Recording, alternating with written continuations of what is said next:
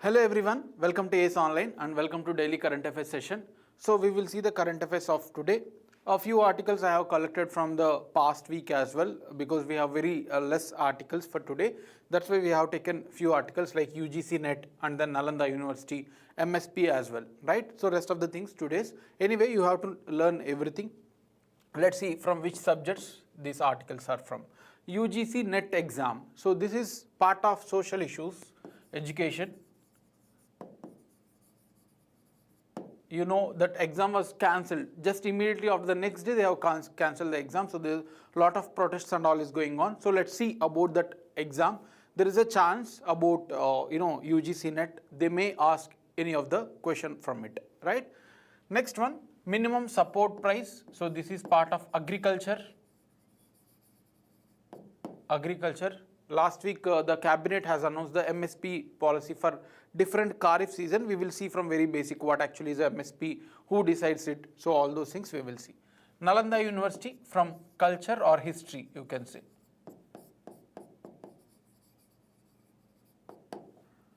Then Starliner spacecraft. So this is from science and technology.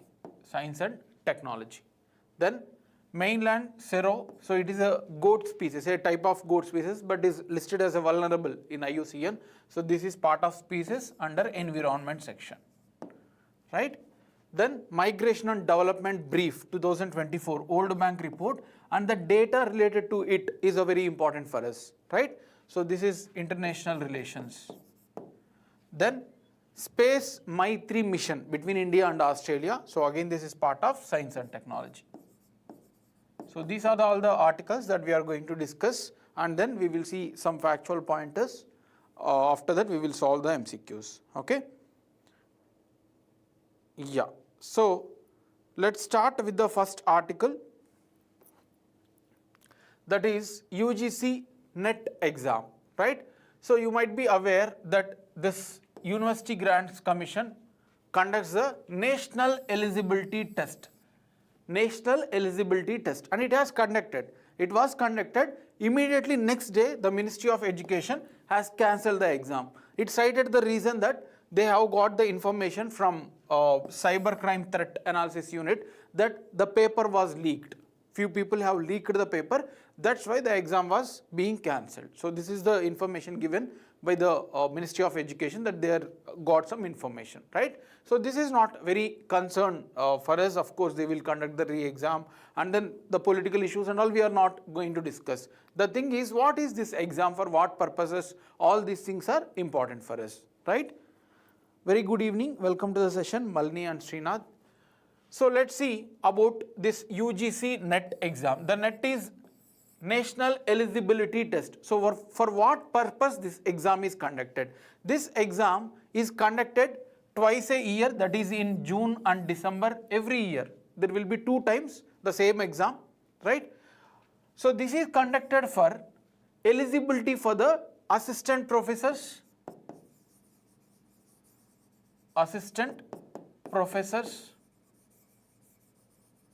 for the universities, both public or private. So if anyone want to get into the post of assistant professor, they need to have certain score, right?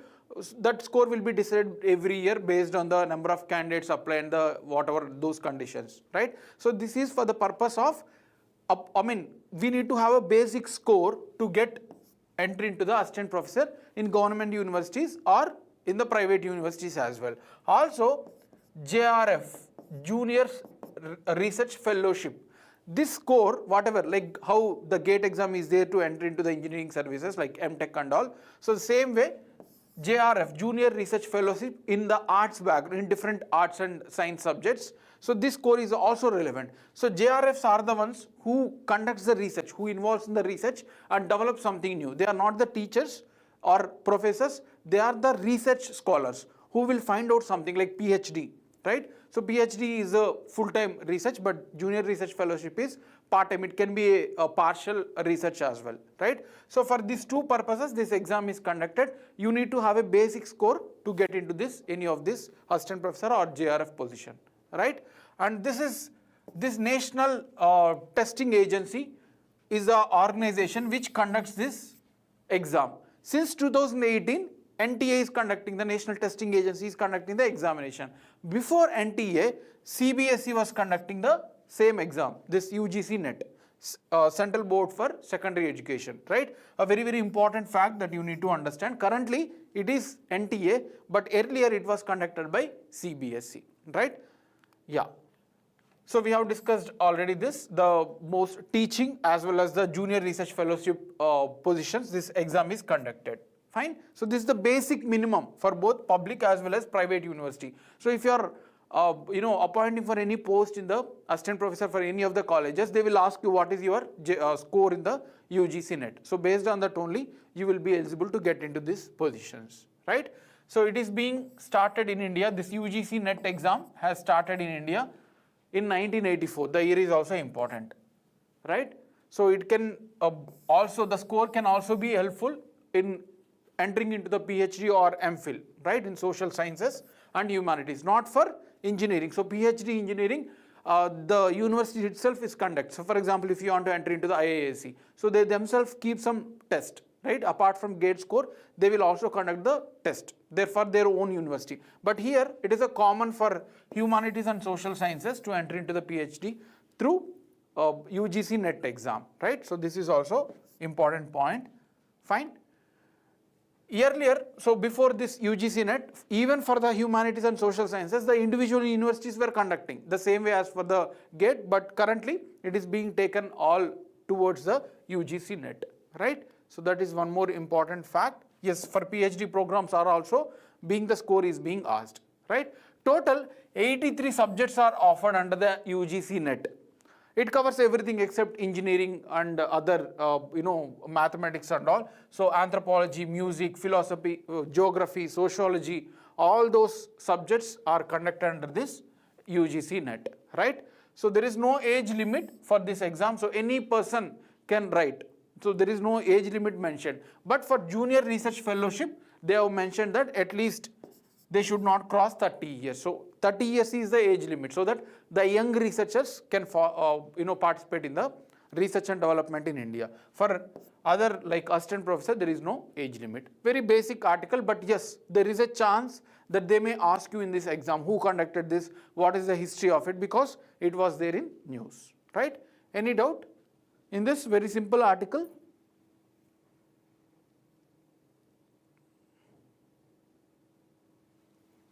Okay, so let's move to the next article, a very important article about minimum support price.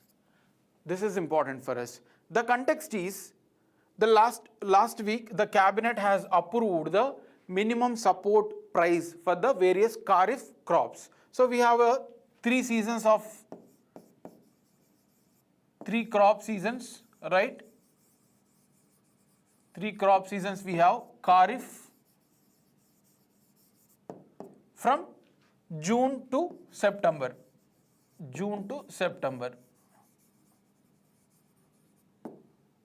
Right?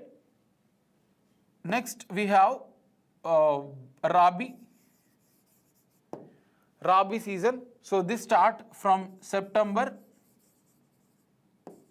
or October also sometimes till January. Right? And then we have Ziyad.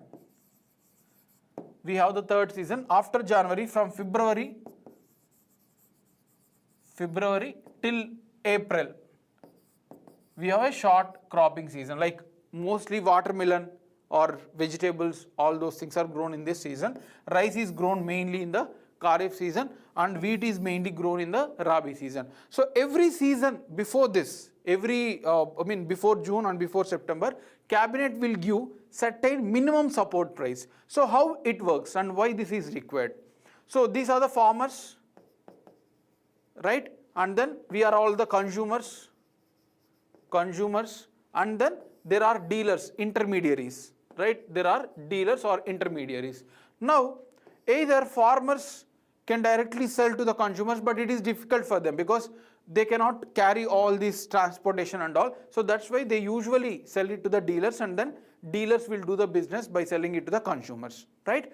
So there may be a chance that these dealers may give very less price for the farmers, right? For example, 1 kg of tomato, they will say that we will give only 10 rupees. In that case, the investment by the farmers itself per kg, it was around 12 rupees. So just they are asking at 10 rupees only. So that means farmers are at loss for 2 rupees. So to avoid such condition, government itself is giving the minimum support price. That means they will decide, we will give you 20 rupees per kg. That means the farmers, if they are not getting the proper deal from the market, the farmers can directly sell it to the government itself. There is a Food Corporation of India, FCI, which will take these goods and then they will sell it to the consumers or whatever, private entities and all. So to protect the farmers for the price fluctuations in the market, right? So there is a lack of demand, or maybe because of the intermediaries, nexusism between themselves. So there may be the issue for the farmers without getting the proper prices. That's why government will come and rescue that. If you are getting better prices more than 20, you sell it to the private entities. But if you are not getting proper prices, you sell it to us itself, government itself. Food Corporation of India and then other organizations will take care of it, right? So that is why the minimum support price is being announced for every crop season, just before the crop season. After crop season, it is not required, before itself, so that the farmers will also know the demand. If there is a higher MSP, then farmers will choose that particular crop. So through MSP policy, government can also shift farmers from one crop to other crop. For example, rice or sugar cane require a lot of water, but that is affecting our agriculture or land fertility. That's why government says that we will give 10,000, 20,000 minimum support price for sesamum or ragi and all. Then what farmers will do? They are getting the minimum support price of 10,000. Right? So they will shift to the ragi crop rather than cultivating the wheat. So like that, government can also modify, or according to the requirement of the country, they can also modify the MSPs, right? So this is the mechanism of the MSP. Is this clear? So that is MSP policy mechanism. Now, yeah, we have discussed what is MSP, the concept. Now, who decides this? This is recommended by Commission for Agriculture Costs and Prices. It is only recommendation. Understand this. Many times this was asked in the exam. This is only recommendation. This Commission for Agriculture Costs and Prices just recommend to the government. But in the end, the decision is made by Cabinet Committee on Economic Affairs. Cabinet Committee on Economic Affairs. Okay, so this is recommended because this is the commission which has expertise. Cabinet committee means it's nothing but Prime Minister and other cabinet ministers. So they don't have expertise, they don't have knowledge about the agriculture and all. But Commission for Agriculture Costs and Prices, they have the farmers, the experts who are having knowledge in the agriculture. So that's why mostly whatever they recommend, this cabinet will announce, but it is not final. Cabinet can take whatever decision it wants. It is just a recommendation to the government, right? So this is the one which recommends, but final decision is taken by Cabinet Committee on Economic Affairs, right? And what is the significance? So few points to make you understand that fixed remunerations will be there. So once government announces, so no need to worry by the farmers, they will get the fixed remuneration, right? So per quintal or per ton, government will decide this much we will give, even before the cropping season. So farmers will get the fixed remuneration. They can safely cultivate these crops without any fear, right? And then informed decisions, that means they can take the decision based on the necessity or logic, right? So based on the, like for example, there is a droughts. So they will know that this is the situation, so we should not grow the water required crops, water intense crop, right? Then diversification of crops. Yes, the government can give more MSP for the different crops rather than for rice and wheat. So in that sense, the farmers will shift towards that particular crop. So the government can also diversify the crop cultivation through this MSP. Then benchmark for private buyers. So private buyers will also not go below that, because if they go below that, the dealers, then farmers will directly sell it to the government. So these private players will be eliminated. That's why they will check the MSP, and above that 1 or 2 rupees they will add and they will give it, right? Then targeted crops, the same way as diversification of crop. If any crop is, the crop cultivation the last 1 year, say for example onions or whatever, is reduced, right? In that case, the government can push up the MSP and the farmers will shift towards that particular crop, right? Then enhance purchasing power, of course, the purchasing power from the consumers also will be eased. So these are all the rationality behind it. Now comes the announcement. So government announced for 22 crops, the total MSP crops announced every year, the total crops 22 plus sugarcane also.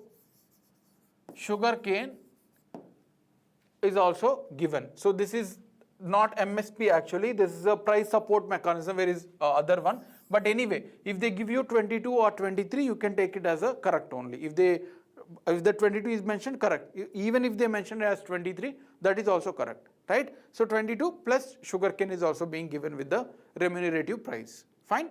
So this is about the fact. Now coming to this Kharif season announcement. You need to know only few things. No need to worry about remembering all the details. This is for us MSP 2024-25. That is this year Kharif season. So out of that, you need to remember for paddy. Paddy is the most popular crop. So this is for common paddy, and for grade A is 2320. So per quintal means 100 kg, right? So for 100 kgs, the minimum support price guaranteed for the rice or paddy is 2300, right? If it is grade A little bit more, then 20 rupees is added. Fine. So all these things you no need to remember. Paddy you have to remember, and then which one is the highest? You can see 3000, 3400. So which one is highest you have to remember. Yes, here it is. The highest MSP is given for sesamum in this Kharif season. A very, very important fact that you need to remember. That's all. Like moong also, last year moong was having the highest, but anyway, now the moong is just 8682, a reduced price. So you can see here, this is the highest, sesamum. And one more thing you need to remember is cotton. Paddy, sesamum and cotton, these three things you have to remember. So this is the medium staple and long staple. Long staple means the cotton can be made in a long strip, so that is more quality one. So this three you can remember, right? For paddy, and then sesamum highest one, and finally cotton, right? So this is about the minimum support price.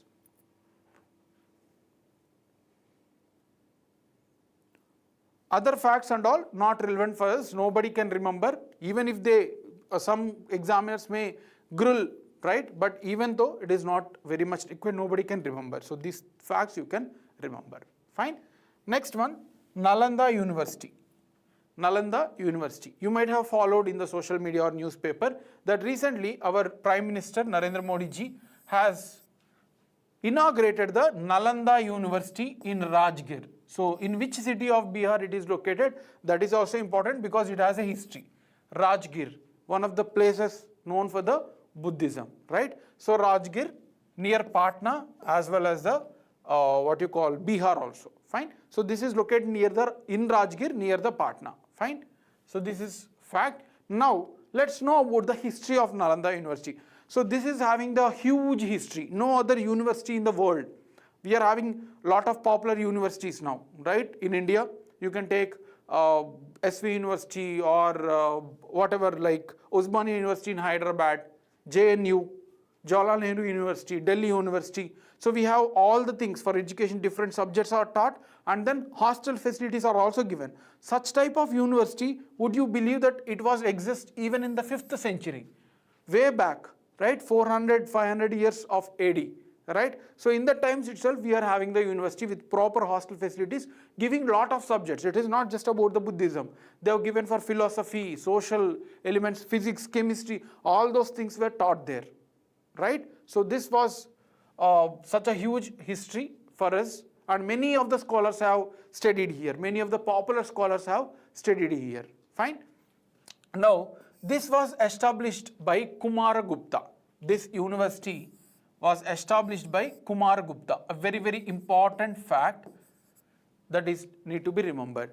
During the Gupta dynasty, we have different dynasty. You might be aware, right? If you are a history student, we have Harappan civilization, and then we have Vedic period, then we have Ashoka Empire, the Mauryan Empire, or before that Nandas we have, right? Then we have Satavahanas, then comes the Guptas, right? After that, Harshavardhana dynasty. So here Gupta dynasty was established between 3rd century to 5th century AD. Between that they have ruled, right? Even 6th century, 3 to 6th century AD.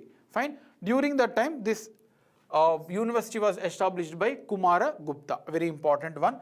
Until 12th century, it has survived. Starting from the 5th century till 1200 AD, it has survived, right? It has reached very high level during the Harshavardhana, right? Harshavardhan dynasty after Gupta, Vardhanas. So it has reached the peak, fine. Here it was served as a different cultures were taught here, Buddhism, right? Teaching physics, chemistry, so a lot of subjects were taught. Yeah, you can see here grammar, astronomy, philosophy, everything was taught here along with the hostel facilities, right? And then monks and nuns, so those Buddhist monks and all have lived here along with their students, fine. And one more important thing, this Nalanda University is known for the Buddhist teachings, especially of Mahayana teachings, Mahayana Buddhism. We have different sects within Buddhism like Hinayana, Mahayana, Tantric Buddhism and all. Everything is taught here, everything was taught here, but Mahayana Buddhism was the main one which was taught here, right? Many of the scholars covering from China, Korea, Huyan Sang, who visited India during the Vardhana times, right? So Huyan Sang, very popular Chinese scholar, has also came here, visited here, studied here for few years and then went back to China. A very important fact also you can remember, right? But this university was destroyed by Bakhtiyar Khilji. Bakhtiyar Khilji has destroyed this university in 12th century. In 12th century it was destroyed because it was promoting the Islam that time, right? Qutbuddin Aibak, and then we have Delhi Sultanate, right? So the Islamic rulers has also entered India, and of course we cannot judge the history what has happened. It was also dominant over each other to occupy the places. Anyway, that is not political requirement for us. Only thing is you need to remember the name. Bakhtiyar Khilji has destroyed it in the 12th century, right? Later it was rediscovered by Scottish surveyor Francis Buchanan Hamilton. Important. This was asked in one of the SSC CGL exam previously, who has rediscovered the Nalanda University. Francis Buchanan Hamilton has rediscovered but could not able to study it properly. Later, Sir Alexander Cunningham, who established the Archaeological Survey of India in 1861, has studied it clearly and given the details about it, right? So all these facts are important for us. Now, the present Nalanda University, it was since many years it was being re-established with lot of planning and all. Now it was established or reconstructed by India with the support of East Asian Summit countries. So we have a East Asian Summit countries, Singapore, right? And then Southeast Asia like Thailand, all those countries has also supported this because those countries are dominated by Buddhism now. Currently they have that their major religion itself, the Buddhism. But in India, even though Buddhism and Jainism developed, they have declined. Now it is a very less percentage. It's mostly of Hinduism. So that's why they have taken help from those Southeast Asian countries as well to deploy the Buddhist knowledge in this university, right? So it was also net zero green campus. That means whatever it is emitting, it can be captured. That means there is no emission of any carbon dioxide or any of the harmful gases into the atmosphere. Such a proper manner it was planned, like including water management, solar plant, everything was deployed without affecting the environment, right? So this is about the present launch of Nalanda University. You need to know about its history. That is the most important one. Okay, let's move to the next article, that is Starliner spacecraft. Starliner spacecraft. Fine. The context is the Starliner spacecraft, which was built by Boeing, was completed its schedule, and there are two people inside it. The two space astronauts were sent to the space. It was to be returned by June 26, but it was delayed. It was delayed because of various reasons. That's why this was published in the Hindu. Let's see what is this Starliner spacecraft. We have discussed previously. So let's understand what is this and why it was launched. The Starliner was launched by Boeing, private entity, to test itself whether it can send the astronauts to the space and bring them back and land the spacecraft, whatever went to the space satellite, want to land back in a safe manner on the land itself. It is not on the ocean. Most of the spacecraft that goes to the space, which carries the crew missions, they usually land on the water. But now this is planned to land on the land itself, right? So the main objective of this Starliner is to test whether they can launch the astronauts into the space and then bring back them in a safe manner, right? So that is the objective of this mission. Very, very important. You need to remember the objective. Fine. Now, this spacecraft has carried 2 NASA astronauts, right? 2 NASA astronauts, and this satellite was launched using Atlas V rocket from Kennedy Space Center at Florida, right? At Florida. So understand, Starliner is a satellite, and this satellite was launched by Atlas V rocket, and this satellite has a crew. 2 members were sent to space, and if that is successfully landed, then it is a success mission. So the objective is to encourage the private players to involve in the crew missions. Crew means members, right? So in future we are going to send a lot of crew. Even India is planning Gaganyaan, so that we will know exactly what is the condition in the space wherever we want to explore, right? So this will be the first crewed mission of Boeing, but if this is successful, then it will be the second private entity to send and bring back the astronauts from the space. Earlier, Elon Musk SpaceX was already launched. SpaceX of Elon Musk company has already launched and it was successful. So this will be the second successful mission from the private players, right? NASA and many other, Russia or China, they have already successful from the government point of view, but this is from private agencies, right? This Starliner is partially reusable crew capsule. That means this satellite name was given with the crew capsule CST-100. So they may also ask you this crew capsule. That means where the astronauts will sit and do whatever their work. That is called as a capsule. So CST-100 was the name of it, right? And this capsule is total 5 meters in length, and then width is 4.5 meters, right? So this is the size of the capsule. Not too much worry about it, they will not ask you. So it has 2 crew module. One will be to sit the astronauts, the 2 astronauts will be sitting in that, right? And then other module is having the service module, which will have water, all those electricity, propulsion to run this spacecraft and all, right? So this is the second module. So total 2 modules are there. One is where the crew sit and second one is the service module, right? So this is about the Starliner. Now about the mission, we have already seen the objective is to land or to send the astronauts to the space and bring back them in a safe manner. So that is the objective of this. So they will be staying in the capsule or the space for 10 days, right? So that is about the objective of the mission. Any doubts in this? You also need to remember the 2 people who went to the through this satellite, Sunita Williams, a popular astronomer, and then Butch Wilmore. So these are the 2 people who went into the space through Starliner project. So names also sometimes will be asked in the exam, right? So this is about the Starliner project. Any doubts in this?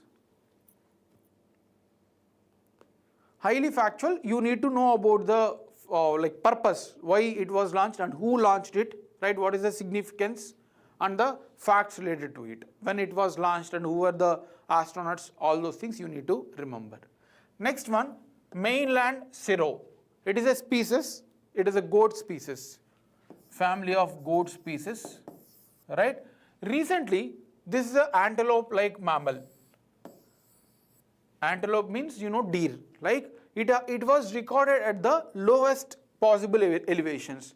Usually, if you see the hill, there will be different species living in a different region, right? So certain species which can require certain minus temperatures or lower temperatures, they will stay at the higher altitudes itself. They won't come to the lower latitudes. They will reside only at the higher hill stations, right? So, but this antelope was usually lived to be around 2000 to 3000 feet. This is all not very important, just to make you understand that certain species in the mountains will live only at certain elevations. They won't come down, or this won't go up, right? So this is how the ecology of mountain works. But recently this mainland serow was observed at the lower elevations. That means usually if it is at the top, then it was observed at the lower ranges, right? It was reported at the lower ranges. It means that there is a effect of climate change, or maybe habitat, something is happening. So that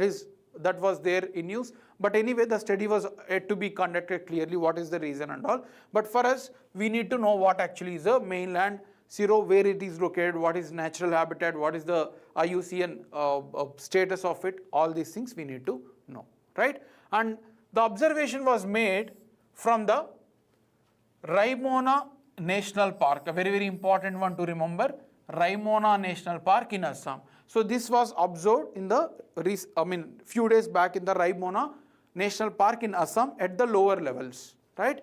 So this is the lowest ever recorded till now with the photographs since many hundreds of years. This is the first time that it was reported at the lowest possible elevation. Usually it is at the higher elevations. Fine. So that is the context, and it was discovered place. Now let's know about the status of mainland serow. It is a goat species native to, its natural habitat is located in Himalayas, Southeast Asia and China. That means it is not only found in India, but in other countries as well. You can see here the red color ones are the regions of this species. So it is not only found in Himalayas, but also in the Southeast Asia and some parts of China as well, right? So this is the distribution, natural habitat of this mainland serow. Okay, that is important. And they prefer rocky terrains. That means they usually reside in the places where there is a rocky terrains, right? Hard rock structures. They can able to swim.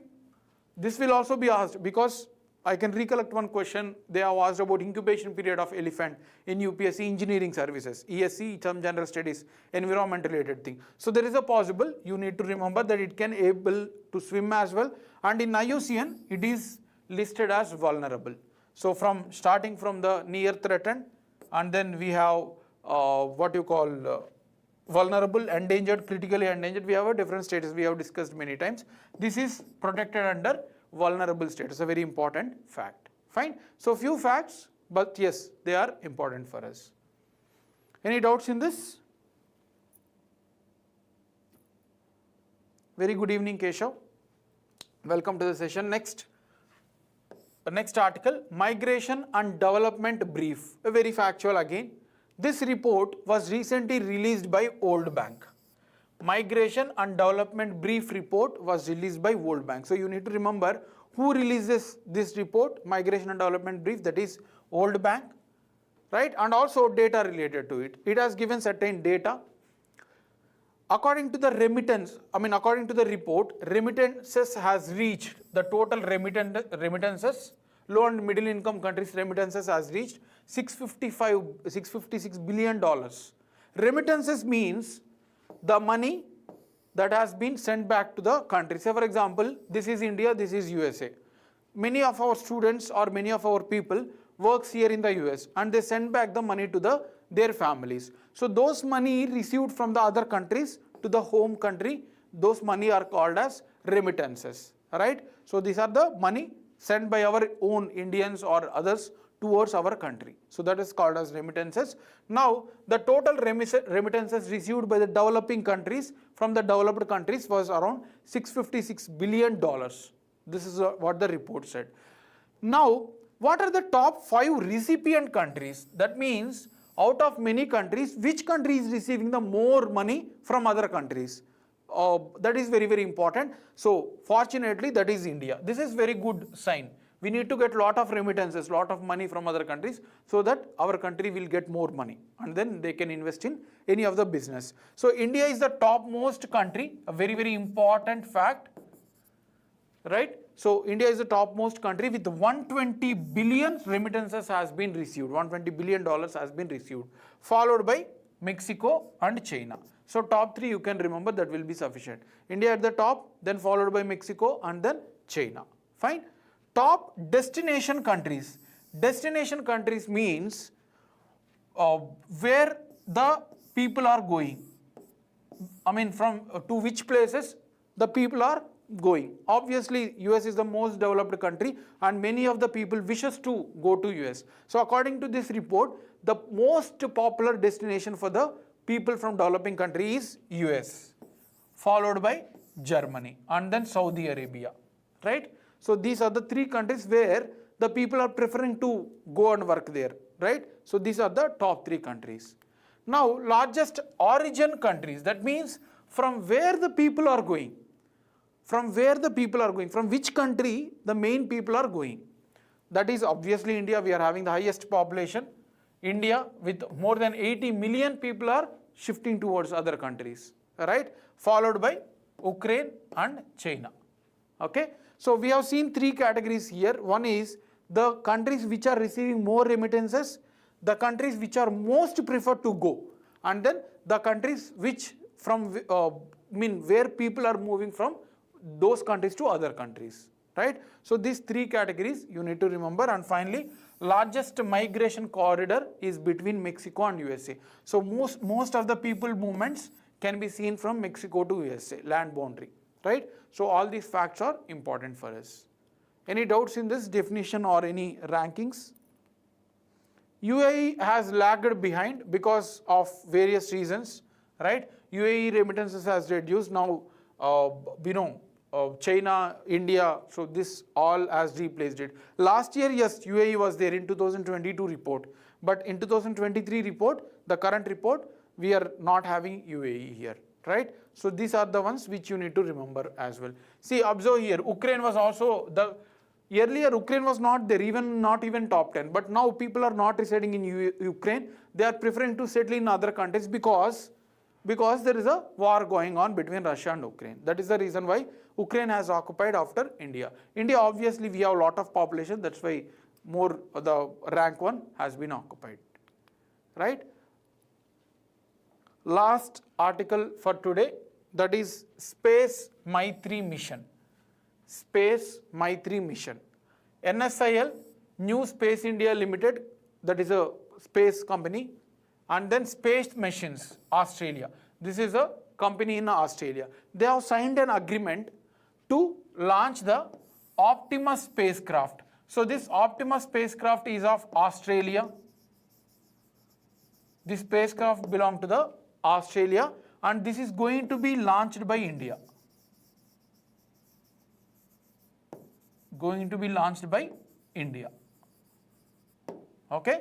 So this spacecraft belongs to Australia. They may also ask you in the exam, Optimus spacecraft in which India is going to launch is of which country? It is Australia. So there was an agreement between these two entities that they are going to cooperate each other and India is going to launch this Optimus spacecraft of Australia, right? Now, Space MAITRI mission. It is a shortcut, remember the full form. Mission for Australia, India's Technology, Research and Innovation Mission. This is the short full form. Mission for Australia, India Technology, Research and Innovation Mission. MAITRI mission. So this will also be asked in the exam. Space MAITRI mission is between India and which country? That is Australia. And what is the aim? The aim is to develop the small satellites, right? So small satellites including the commercial and the government requirements so that they will commercialize the space activities between the two countries. That is the objective of this. And we have already collaborated with Australia and second Optimus spacecraft we are going to launch. It was planned for 2026. So next year we are going to launch this satellite. And the aim is small satellite launch vehicle just for reconnaissance and all. It is a small with the weight of 450 kgs. Not very much important because this is not our satellite. We are just launching it. So you just need to remember the name and which country and what we are going to do. We are going to launch it in 2026. Very short article. Fine. So this is about today's articles. Now let's see some factual pointers before solving the questions. First fact, Denmark, the first country to introduce tax on livestock carbon dioxide emissions.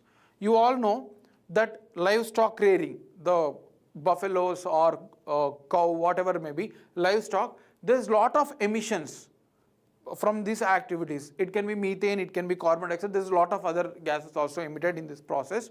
But because of this, greenhouse gas effects are increasing, right? So the activities, the type of activities the farmer takes were not environmental friendly. So whoever are leading to the higher emissions into the atmosphere of carbon dioxide, then they will be levied with the tax, right? So for the first time, Denmark is the country which has announced the tax on livestock carbon dioxide emissions, right? But this will be come into the picture from 2030. So they have given some time to shift towards the other activities, right? So this country is important. Next one, climate impact is affecting the Tanzania Lake Natron. Lake Natron belongs to the Tanzania. Because of the climate change, it is dried up, right? Many times these lakes, whatever, in news, because of the climate change events and all, will be asked in the exam, like Congo Basin was asked, Lake RLC was asked, Lake Baikal was asked by UPSC. So you have to remember that where they are located, right? Lake Natron, it is a reddish lake, right? It is present in the Tanzania. Tanzania is in Africa, right? So it is the only significant breeding site for lesser flamingo. So flamingos, among flamingos, we have different types of birds, and lesser flamingo is only breed naturally at this lake. So that means if this is dried up, then lesser flamingo also will be affected, right? So this is again important fact to be remembered, where it is located and all. Next one, Central Electronics Limited. Central Electronics Limited under Ministry of Science and Technology, Department of Science and Industrial Research, Ministry of Technology, was given with the Mini Ratna status. Public sector unit, PSU, it was given with the Mini Ratna status, right, recently. So very, very important, they will ask you this also, which company or which organization has recently got the Mini Ratna status category 1, right? That is Central Electronics Limited. So what is the condition to give this status? That is also important for us. It has to made profit continuously in the last 3 years. Say for example, we are in 2024, 23-24, 22-23, 21-22. In the last 3 years, they should report continuously profit. That is one condition, right? And also that profit should be 30 crores or more. They have to make profit, but also that profit should be more than 30 crore. This is the condition, right? In at least 1 year. They have to report continuously profit in last 3 years, plus, understand this, profit in last 3 years, right? Plus at least 30 crore profit in one of the 3 years. In one of the 3 years, right? So this is the condition. They should maintain consistent profit. Along with that, 30 crores profit at least should be made in one of the last 3 years, right? So this is the condition to declare any company as a PSU or Mini Ratna status PSU, right? So this is about the Central Electronics Limited. It was established in 1974 to promote the technologies, indigenous technologies, electronic technologies. That is the about Central Electronics Limited. Next one, United Nations Office on Drugs and Crime has recently released the report on World Drug Day. So this is a 100 or more than 100 pages document that is not required. Just know that World Drug Report was recently released by United Nations Office for Drugs and Crime. That is one fact, and it was released on June 26th, which is the World Drug Day. Day before yesterday, we have celebrated the World Drug Day, right? Very important one to remember. And the theme of this year World Drug Day is The evidence is clear. Invest in prevention. So this is the theme of this year, World Drug Day. Every year we celebrate on June 26. This is one more fact. Last fact about one more, Paraguay. Paraguay, which is country in the South American continent, became the 100th member of International Solar Alliance. India has launched International Solar Alliance to promote the solar energy, right? And 100th country now has joined by the Paraguay. Very, very important fact if you are writing the SSC, CGL or any of the lower level of exams, right? So this is about the facts today. Any doubts in this?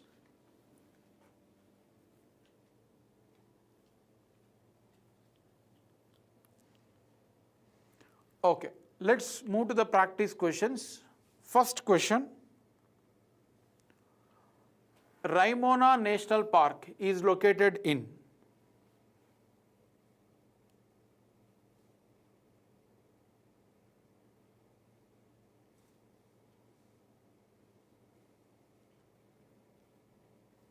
Raimona National Park is located in West Bengal, Assam, Uttarakhand, Arunachal Pradesh. So what is the answer for this?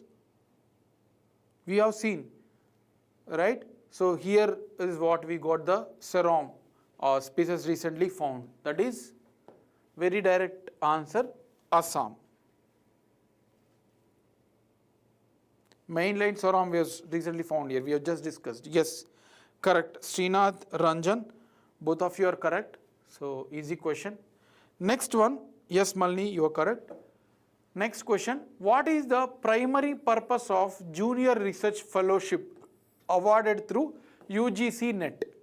So what is the primary purpose for giving, giving the award for JRF under UGC-NET? To provide teaching positions in universities, so that is the first thing. To provide monetary assistance for advanced studies and research, to grant scholarship for undergraduate studies, to offer internships in private companies. So what is the purpose of JRF awarded through UGC-NET? Anyone?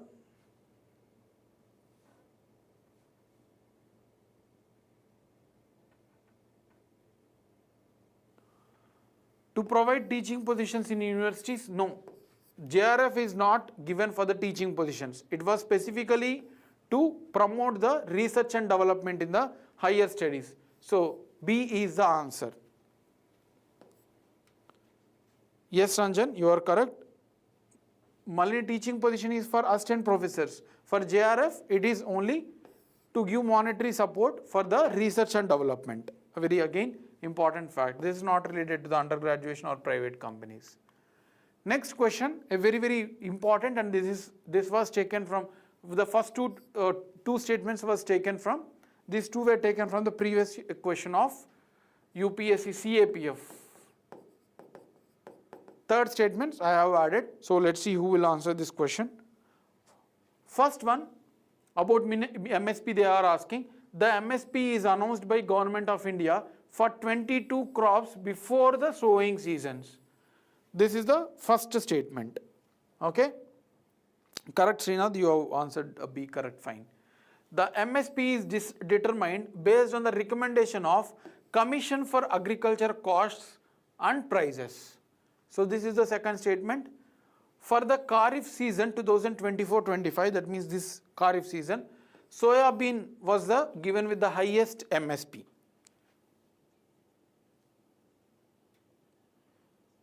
Soya bean was given with the highest MSP. First statement, yes, 22 crops, that is correct, right? So one should be there. Second one, MSP is determined based on the recommendation of Commission for Agriculture Costs. Yes, it is based on this recommendation only. 2 also should be there. Third, for Kharif season, soya bean was given with the highest. No, it is sesame. Sesame was the one which was given with the highest MSP. So third is wrong and hence answer is A. Correct. Ranjan, Malini, Srinath has answered it as correct. Very good. Next one, this is also previous question from UPSC itself, very simple question. What was the primary focus on education at Nalanda University? So this is historically. Historically, in Nalanda University, what was the primary focus? Vedic rituals, Buddhist studies, Jain philosophy, Greek philosophy.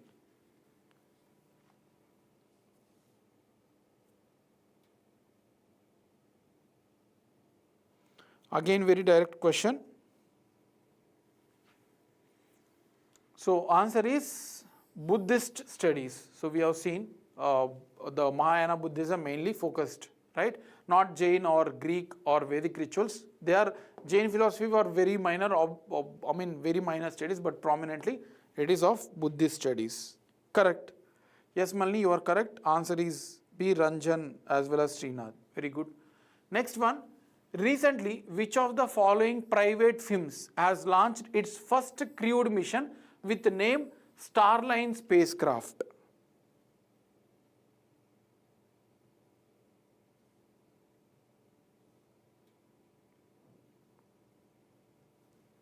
SpaceX, Blue Origin, Agnikul Cosmos or Boeing. So out of this, which one recently launched with its first crewed mission with the name Starliner spacecraft? So answer is Boeing. We have seen, right? So Boeing is the answer. This will be the second private entity. This is the first project of Boeing crewed mission, but this is the second space crewed mission, private mission, that is after SpaceX. Correct. Malini and Ranjan has answered it as correct. Fine. Next question. Consider the following statements regarding mainland serow. The mainland serow is native to Western Ghats. First statement. We have few more questions. Malini, today I have added 2 more questions which are factual in nature. It is listed as endangered in IUCN list.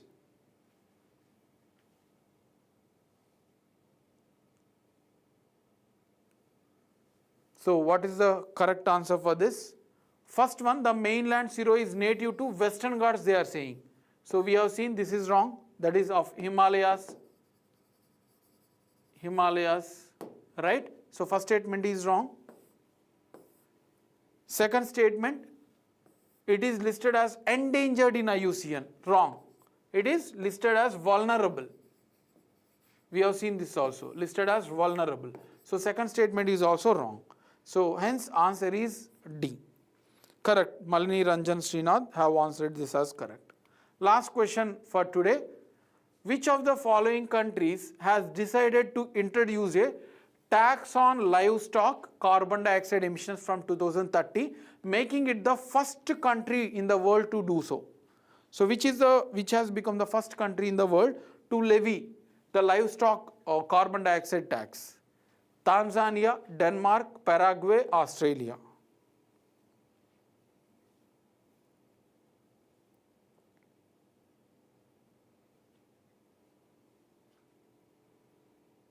So what is the answer? A very direct one we have seen, that is Denmark, right? Yes. So this is all for today's session. I hope you have enjoyed. We have a number of facts also, try to remember. So happy studies. Have a great evening. Thank you.